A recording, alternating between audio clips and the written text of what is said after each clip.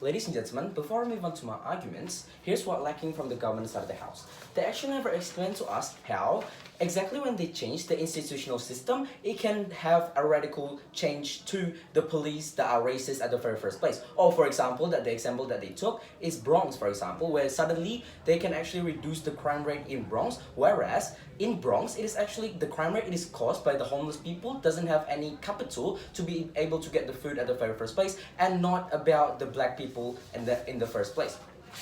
So currently, there's a movement where the BLM is actually defunding the police itself, so that we actually stop paying the police too much on the weaponry and to give this certain police too advanced weaponry, right?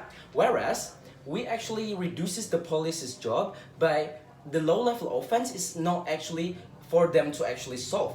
For example, they do not have to deal with the drug addict that is in the society, or even society that has mental problems. Let me make this clear for you. We do not want to abolish this police, but we just want to actually reduce their power so that they don't actually overpower and using it too much to us. Moving on to my rebuttals. They mentioned on how the right of security for the actual society is the right that needs to be upheld through the supervision of the police itself. But we say that it is already enough. Because the moment that we do not actually abolish the police, it means that we're only decreasing the fund that it is actually coming to the weapon of the police itself. Therefore, these police can have less jobs and they can focus more on the criminal actions that the society actually has. And they do not do too much things. Because notice, the moment that police is actually normally funded, they actually have to protect all the people itself, and all problems it's actually need to be done by this police itself.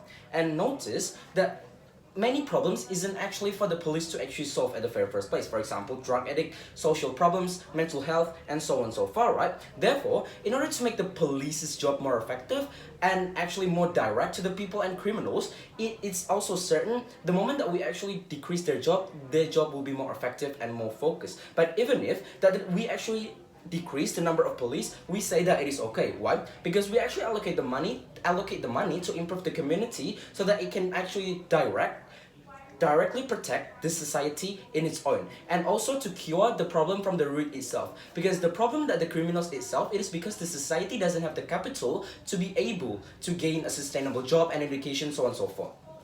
They also mention on how this reformation can increase the accountability of the police itself through the supervision itself. But we say exactly the moment the police have too much supervision is that first, the police performance would be likely worse. Because notice, they have policies to follow, and the moment that they do the actions and have more policies, it means that they have to actually face these policies first before they do certain actions at the very first place. Second, when we know that exactly racism is the main problem of this issue, it means that we have to gain it from the root itself. Whereas the society are the ones who needs to be fixed in this case, where these problems of criminal issues is actually caused by inequality, by the black people cannot afford certain houses, cannot get fair education, so that the moment we actually refund and allocate this, we actually can get a better direct fund to these people to help the society condition, rather than we actually waste our money to actually train the police and reform the policies and so on and so far, and which is actually not direct. Moving on to my items. So the status quo shows that currently many BLM movement is actually pushing to defund, whereas we agree with that status quo. So the problem we have, the moment that we actually push for the institutional, is that first, the police can gain more overpower, where their power could escalate as the war power itself. They use guns, they use weapons that is actually unnecessary and ineffective for the society, and therefore it is too much to do. And second, it will actually escalate the situation even worse if they use certain guns that is actually unnecessary, because these problems can actually lead to court and so on and so forth, and it will be taken longer in the place. So our goal is clear, that we want to defund these police officers so that we can actually first decrease the power of the police so that they don't have too many bargaining positions, and second, to improve the quality of life for the society itself. Burden for today, we want to prove to you why. First is why the moment that we defund, it will be more effective for the police itself and the first society, and second, to why it will actually bring a better quality of life. The government side of the house has to prove to us why the constitution, the moment we change the institutional system, it can create a radical change to police actions, and also second, it will create a better impact to the society. I have two arguments for you. First is just justification, and second is the effectivity. moving on to my justification. We believe that it is actually justified because police has too many firepower and too many bargaining position. Because notice, many police has too many weapons in the war act of itself. Therefore, it is not necessary for the police to overdo their actions in order to protect the society in itself. And the moment that we don't actually defund this police, it means it'll create a more power and bargaining position for police to gain more oppressions on the society, so that they could actually tell the society what they want to do, for example, right? Second, moving on to the comparison. Let's compare it to our side of the house. The moment that we give this police less power and less we actually defund, it means that these police can focus on their job by focusing on criminal stuff only, by solving criminal cases. Whereas we can allocate the money on the social worker, for example, so that they could actually help the people that has the mental illness and can have, for example, the problem of the drug addict and so on and so forth. Whereas it will improve the quality of life, which I will explain later on my effectivity. But even if police needs to be educated, therefore they shouldn't be racist, we say that it wouldn't be effective if we change the institution. Because, for example, it already exists in Minnesota. Minnesota is one of the most progressive states in the United States, where they already have the Reformation, where police are educated on racism, on how the practices on the psychology of their brain itself cannot be racist at the very first place. But actually, the George Floyd accident actually happened in Minnesota itself, where it involves the police brutality, even if they already have certain reformation and they have the progressivity in itself.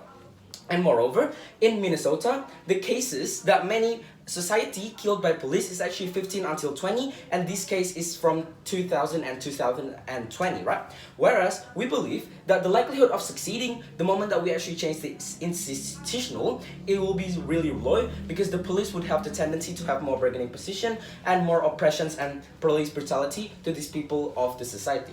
Moving on to my effectivity.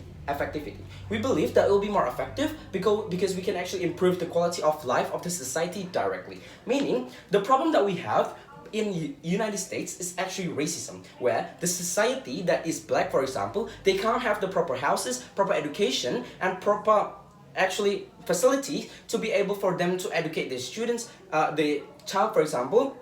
And by this, they do criminal stuff to improve their social condition so that they could actually adapt to the society.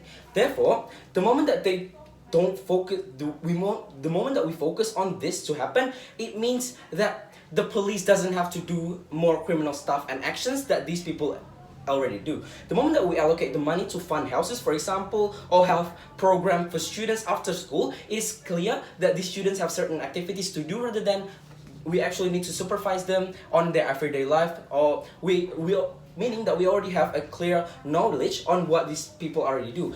The moment that we do direct impact to these houses, it means that it will actually gain a better sense of security that these people should have at the very first place, because these people doesn't have the capital so that they do certain criminal stuff. So in our side of the house, we believe that minor problems should be solved by other than the police, so that we can actually first not burden the police, second give better quality of life and better aftermath of the society. Therefore, we're proud to oppose. Thank you.